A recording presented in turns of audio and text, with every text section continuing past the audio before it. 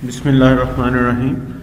आज का हमारा टॉपिक, लास्ट टाइम हमने जहाँ से छोड़ा है वाइट बॉक्स टेस्टिंग को मुकम्मल किया। वाइट बॉक्स टेस्टिंग के मुख्तलिफ तरीके देखे। उनके बाद हमारा जो आज का टॉपिक है that is related to black box testing. Black box testing को हम बिहेवियरल टेस्टिंग भी कहते हैं because it belongs to test the behaviour of a software. And हम इसको फंक्शनल टेस्टिंग भी कहते हैं कि वो फंक्शनल यूनिट्स जो कि डेवलप हुए हैं सॉफ्टवेयर हाउस में या किसी बंदे ने खुद से डेवलप किए हैं, उनकी फंक्शनैलिटी को आउटर व्यू में टेस्ट कर लिया जाए, ना कि वाइट बॉक्स टेस्टिंग की तरह। और वाइट बॉक्स टेस्टिंग को आपको पता है कि हम ग्लास बॉक्स टेस्टिंग भी बोलते हैं, और इसके अलावा एक और नाम भी उसको देते हैं स्ट्रक्चरल टेस्टिंग का। तो that is basically belongs to structure of the software, its internal procedural details, its internal coding details. But in black box testing we usually focus on our behavior, we focus on software's behavior and its functional parameters. तो इसमें basically start करते हैं। ये इसमें highlighted portion में मैंने ये देखें ज़रा, ठीक है, इसमें बहुत अच्छी इसने एंड पे जो लाइन लिखी है, rather it is a complementary approach that is likely to uncover a different class of errors that then white box methods. यानी वाइट बॉक्स मेथड से इट इज़ एंटायरली डिफरेंट, हम इसको कह सकते हैं। ओके जी, इसमें black box testing basically attempts to find the errors in two categories, but these are 5 categories. The first one is incorrect or missing functions, interface errors, errors in the data structures or external database access. याद रखें, ये data structures के अंदर जो error find करना है ये basic external access के लिए है।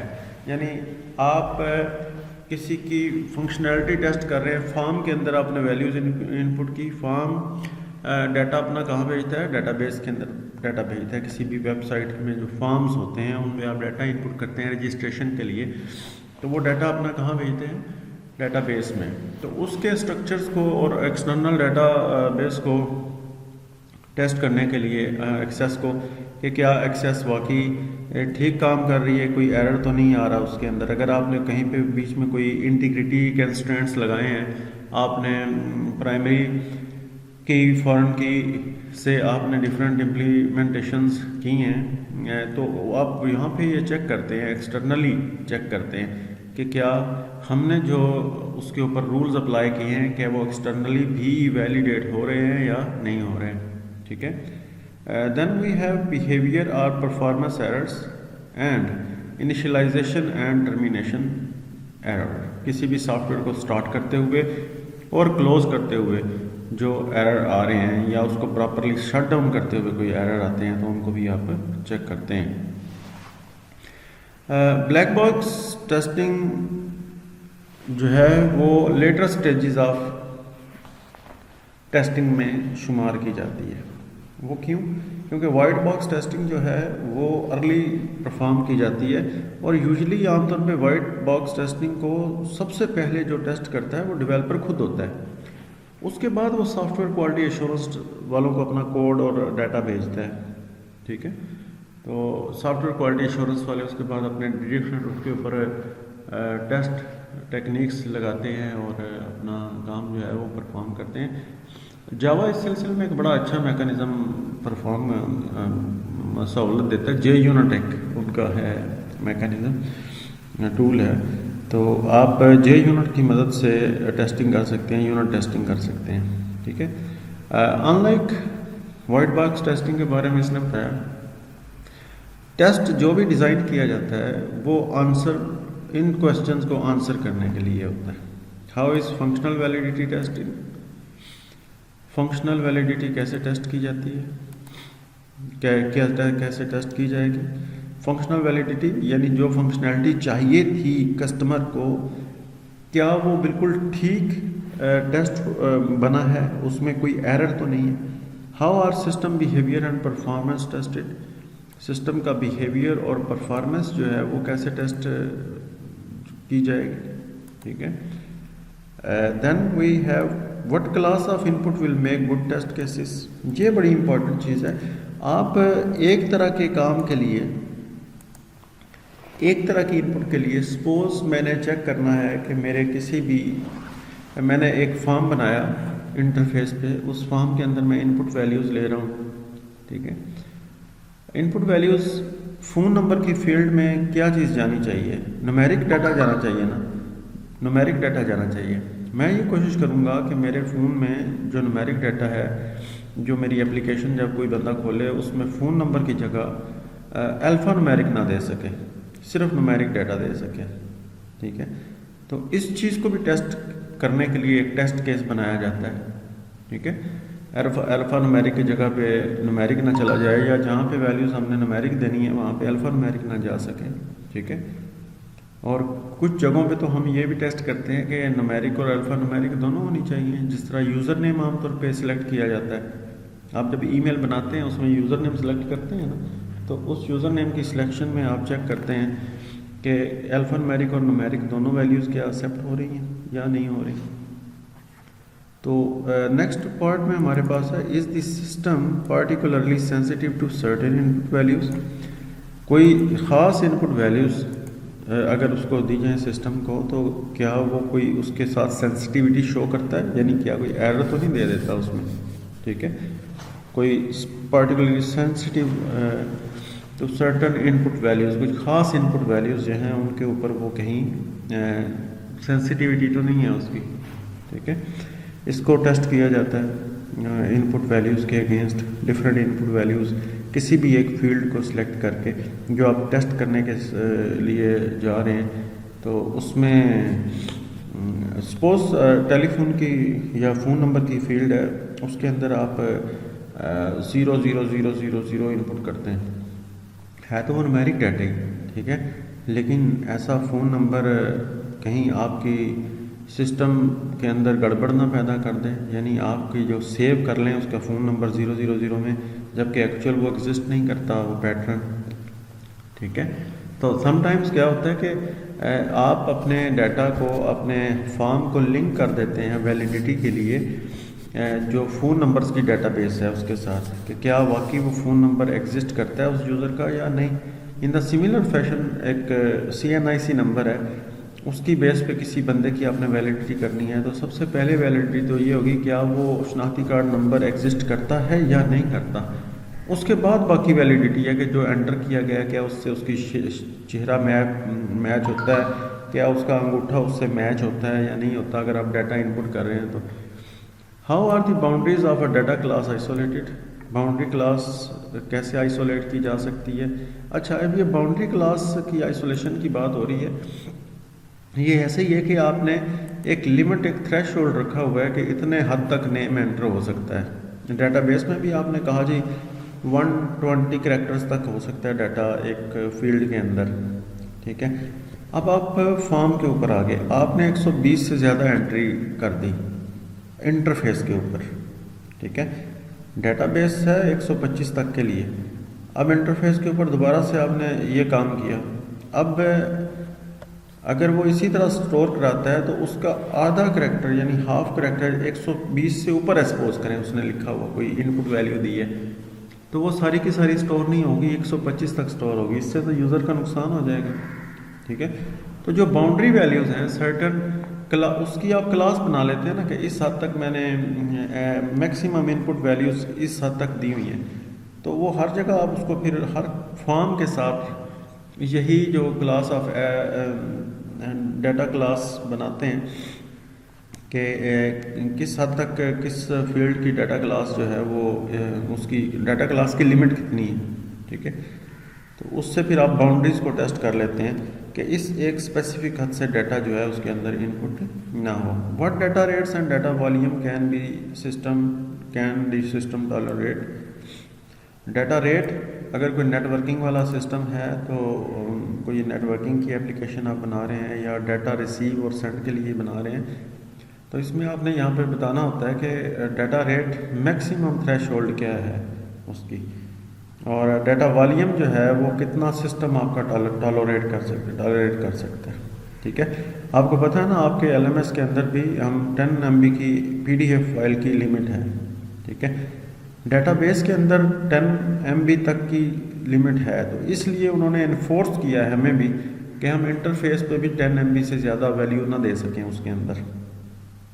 ठीक है, तो इवन समटाइम्स ये होता है कि 9.677 या 8 भी हो ना तब भी नहीं अपलोड हो रहा होता। तो ये चीज़ उनको फिर बताई थी हमने कि आपने तो 10 MB की लिमिट दी हुई है, लेकिन अगर वो 9.9 है तो वो फिर भी एरर दे देता है। तो आप इसको एक दफ़ा दोबारा देख लें उसकी वैल्यूज़ को। उन्होंने फिर दोबारा देखा तो पता चला उनको कि हमने वाकई इस हद तक वो कैलकुलेशन में प्रॉब्लम आया ना उनको फंक्शन के अंदर लिखते हुए। तो उसके बाद उन्होंने फिर एग्जैक्टली 10 MB का जो है ना वो किया डाटा 1024 के साथ मल्टीप्लाई करने के बाद। ठीक है, तो what effect will specific combination of data have on system operation. जो स्पेसिफिक इफेक्ट है,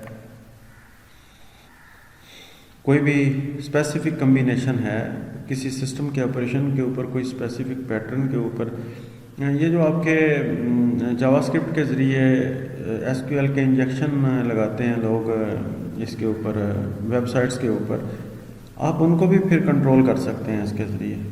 ठीक है, वाया डिफरेंट मेथड्स। HTTPS के ज़रिए हमारी टेक्निक्स ऐसी हैं हाइपरटेक्स्ट ट्रांसफ़र प्रोटोकॉल सिक्योर के साथ, जो कि SQL इंजेक्शन जो होते हैं जो लोग तैयार करते हैं, ब्राउज़र बेस्ड डाटा सेंड करते हैं, उसको कंट्रोल करते हैं। तो इस तरह से कोई स्पेसिफिक कम्बिनेशन देने से कोई ख़ास काम हो जाता हो तो उसके ऊपर डाटा ऑपरेशन जो सिस्टम ऑपरेशन है उस पर क्या इफ़ेक्ट है, वो चीज़ें आप कर सकते हैं, टेस्ट करते हैं। अब इसमें ग्राफ बेस्ड टेस्ट मेथड्स हैं। हम इसमें एक चीज़ आती है इक्विवेलेंस पार्टीशनिंग, हम इसको करते हैं। ठीक है, इक्विवेलेंस पार्टीशनिंग एक बड़ा मशहूर मेथड है। ठीक है, equivalence partitioning. Equivalence partitioning is a black box testing method that divides the input domain of a program into classes of data from which test cases can be derived. ठीक है, equivalence partitioning में क्या किया जाता है, जो input domain of a program होती है उसको डिफरेंट डाटा क्लासेस में डिवाइड कर लिया जाता है। An ideal test case single handedly uncovers a class of errors. For example, incorrect processing of all character data, कि जितना भी करेक्टर डाटा है उस सारे के लिए, जितना भी करेक्टर डाटा है उस सारे के लिए एक ही टेस्ट केस बनाया जाए, उसी टेस्ट केस को हर फॉर्म की फील्ड पे अप्लाई किया जाए। ठीक है, तो उससे क्या होता है कि जनरलाइज एक हमारे पास मैकेनिज्म आ जाता है, जनरल मैकेनिज्म आ जाता है कि जितना भी करेक्टर डाटा था उसको हमने इस तरह से टेस्ट किया है जिससे हमें फ़ायदा हुआ है। Test case design for equivalence partitioning is based on an evaluation of equivalence classes for an input condition.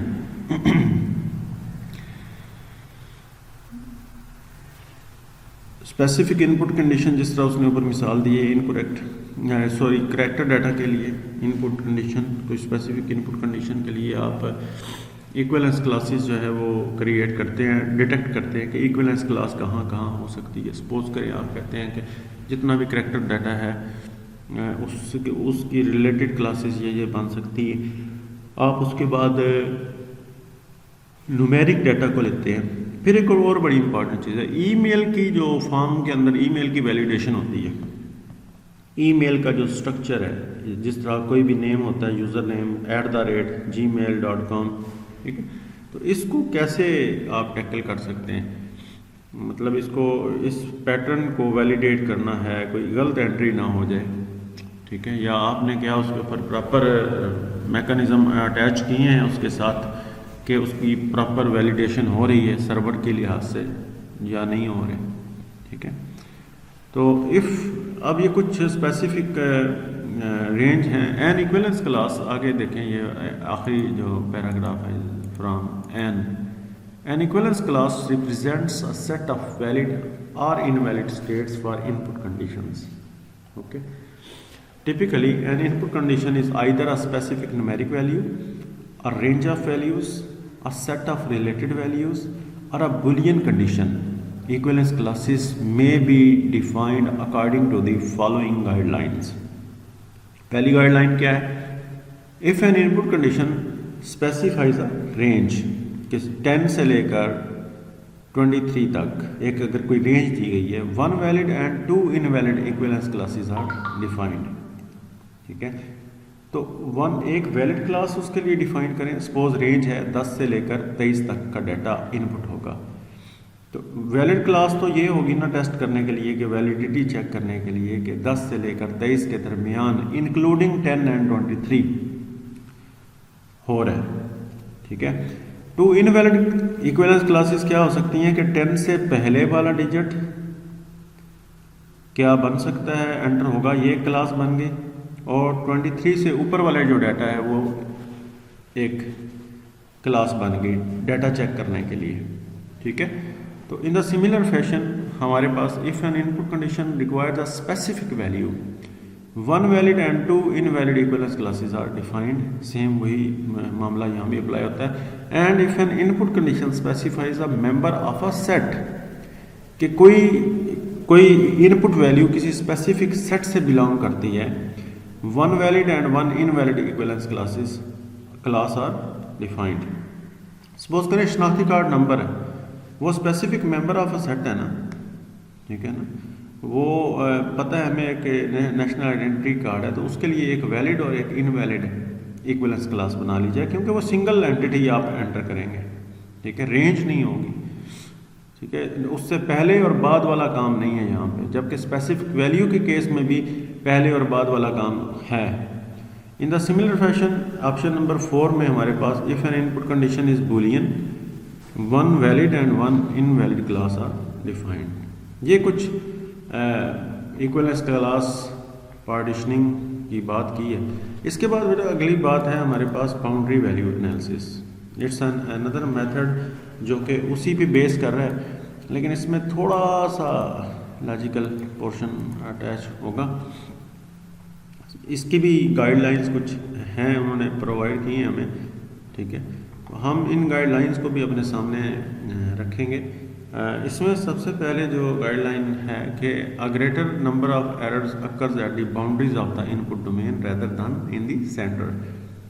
ये बड़ी इंपॉर्टेंट बात की है उसने कि इनपुट डोमेन के इनपुट डाटा सपोज करें 10 से लेकर 23 तक के दरमियान एंटर करना है, तो 10 से 23 के दरमियान जो भी वैल्यू हम एंटर करेंगे वो कोई प्रॉब्लमेटिक नहीं होगी, वो प्रॉब्लम नहीं होगा उससे किसी भी किस्म का.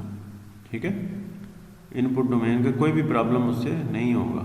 ठीक है, प्रॉब्लम कहाँ पे होगा, 10 से पहले या 23 के बाद, यानी एरर ऑलवेज अकर या greater number of errors occur at the boundaries of the input domain. ठीक है, it is for this reason that boundary value analysis has been developed as a testing technique. Boundary value analysis leads to a selection of test cases that exercise bounding values. Bounding values को exercise किया जाता है, check किया जाता है कि हमारी कोई एलिमेंट गलत तो नहीं हुआ.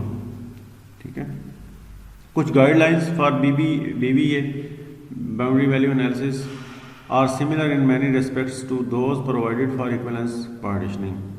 सबसे पहले, if an input condition specifies a range bounded by values A and B, if an input condition specifies a range bounded by values A and B, test cases should be designed with values A and B and just above and just below A and B.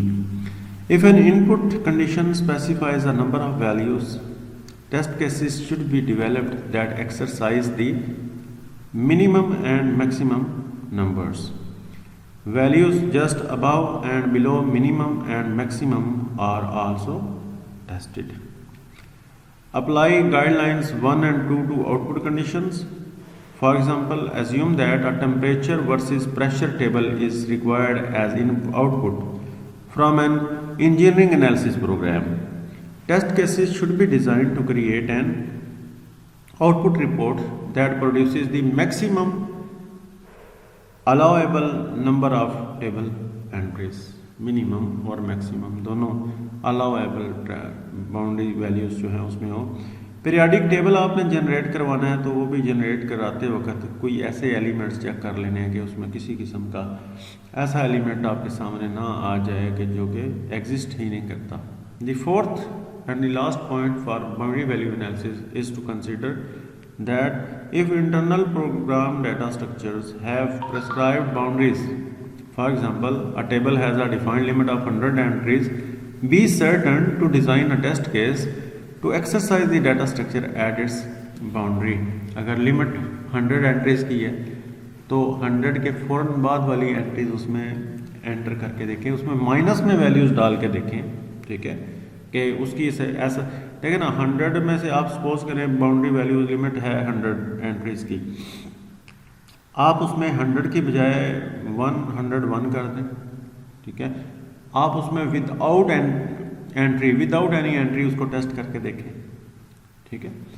तो most software engineers intuitively perform BVA to some degree by applying this guidelines. Boundary testing will be more complete, thereby having a higher likelihood for error detection. जी, ये method थे उसके जो हमने अभी बताए आपको, ठीक है। अब हमारे पास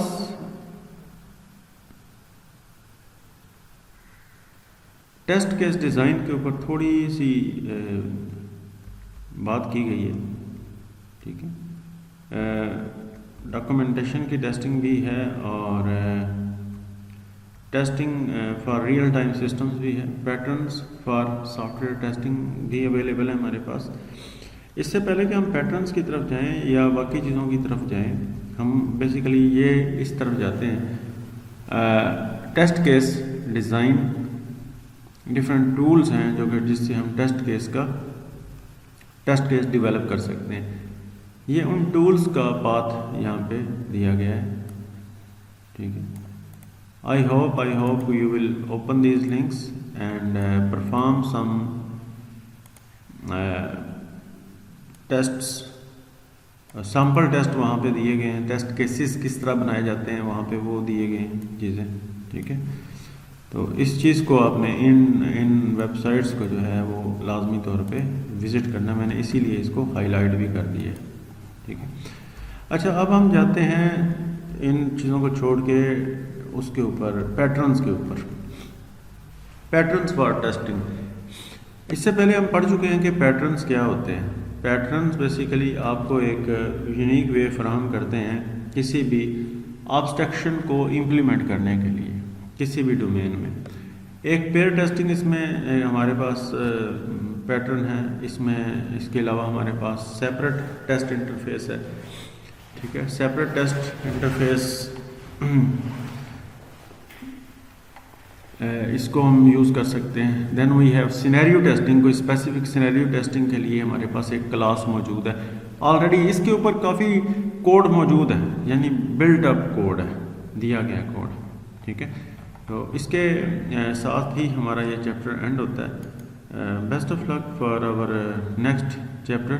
हम उसमें मज़ीद चीज़ें देखेंगे और कोशिश करते हैं कि मैं आपको कुछ टेस्ट केसेस की एग्जांपल भी साथ दे जी। इसमें अब मैं आपको एक एग्जांपल देने जा रहा हूँ छोटी सी। ये मैंने guru99.com वेबसाइट है वहाँ से सर्च की है, और वैसे भी जो हमारे पास मैंने आपके साथ डॉक्यूमेंट ऑलरेडी शेयर किया हुआ है IEEE की जो SRS रिपोर्ट है, सॉफ्टवेयर रिक्वायरमेंट स्पेसिफिकेशन है, और इसके अलावा आपके साथ मैंने रिपोर्ट शेयर की है जो फाइनल ईयर प्रोजेक्ट के स्टूडेंट्स जो है वो बनाते हैं, उनके अंदर टेस्ट केसेस के डिज़ाइन दिए गए हैं ऑलरेडी, ठीक है। तो टेस्ट केस आईडी दी जाती है सबसे पहले, टेस्ट केस आईडी है, फिर टेस्ट सिनेरियो दिया जाता है, then we provide test steps, जो स्टेप्स हम परफॉर्म करेंगे, then we provide test data, जो डाटा हम टेस्ट करने के लिए देंगे, और एक्सपेक्टेड रिजल्ट्स क्या होने चाहिए, एक्चुअल रिजल्ट्स आए क्या हैं हमारे पास, और टेस्ट हमारा पास हुआ है या फेल हुआ है किसी भी कंपोनेंट के कोरिस्पॉन्डिंग। अब ये देखें, हम टेस्ट केस की आईडी, ये सॉफ्टवेयर, हर सॉफ्टवेयर हाउस अपनी खुद असाइन करता है। आप चाहें तो उसको कोई भी और नाम दे सकते हैं, TU01, TU01, TU02, इस तरह TU03, किसी भी सॉफ्टवेयर हाउस का अपना एक सेटअप हो सकता है, अपना एक मैकेनिज्म हो सकता है। यहाँ पे सबसे पहला जो टेस्ट डिज़ाइन किया गया वो क्या, उस टेस्ट सिनेरियो क्या है, check customer login with valid data. Go to site, जो जिस वेबसाइट पे आपने जाना है वहाँ पे जाएं, ठीक है। देन आप क्या करें, एंटर यूज़र आईडी, ठीक है। आप उसके बाद you have to provide the user ID, उसके बाद आप अपनी यूज़र आईडी प्रोवाइड करें, enter you have to enter your password. उसके बाद आप अपना पासवर्ड एंटर करें। जब आप पासवर्ड एंटर कर लेंगे तो देन आपके पास एक ऑप्शन आएगी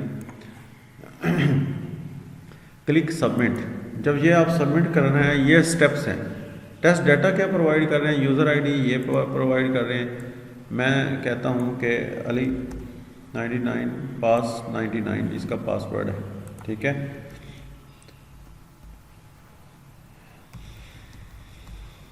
ठीक है, तो ये एक यूज़र आईडी है और ये पासवर्ड है। और expected results, user should log in into an application. ये एक्सपेक्टेड रिजल्ट्स हैं जो हम चाह रहे हैं।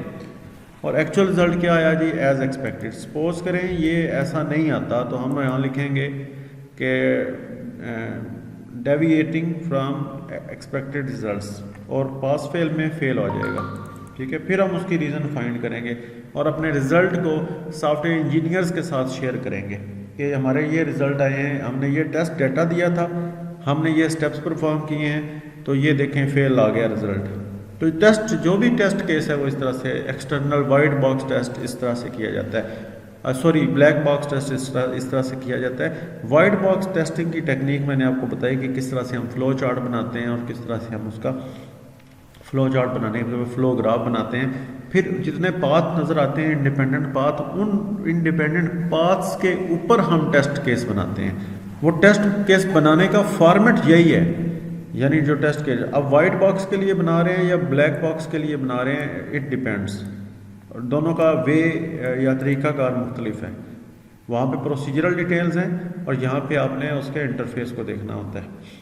तो इसी तरह सेकंड हमारे पास टेस्ट केस है, check customer login with invalid data. Invalid data के साथ आप चेक करते हैं, सपोज ये वैलिड डाटा, टेस्ट केस में ये वैलिड डाटा इनपुट किया है और ये हमने इनवैलिड जो है डाटा के साथ किया है। हमने कहा कि user should not log in into an application, तो एज एक्सपेक्टेड वो लॉगिन नहीं कर सका इस लॉगिन के साथ, तो ये भी पास कर गया टेस्ट, ठीक है। तो अगर ये लॉगिन कर जाता तो फिर क्या होना था, फेल हो जाना था टेस्ट, ठीक है। तो ये था हमारा आज का लेक्चर। और अब आप इसको जो है वो इसको प्रैक्टिस एक दफ़ा कर लें, अपने पास टेस्ट केसेस बनाएं, कोई भी सॉफ्टवेयर ओपन करें उसके ऊपर अपना बनाएं टेस्ट केसेस। कोई सॉफ्टवेयर जो आपने डेटाबेस के सब्जेक्ट में डेवलप किया होगा, डेफिनेटली आपने डेटाबेस पढ़ी है तो उसके लिए आपने मुख्तलिफ फॉर्म्स बनाए होंगे, डेटाबेस से कनेक्टिविटी की होगी, और उसके साथ आप कुछ टेस्ट केसेस लिखें अपने तौर पे और उन टेस्ट केसेस को परफॉर्म करें, चेक करें कि क्या वाकई वो टेस्ट केसेस उस तरह से काम कर रहे हैं जिस तरह से करना चाहिए या नहीं कर रहे।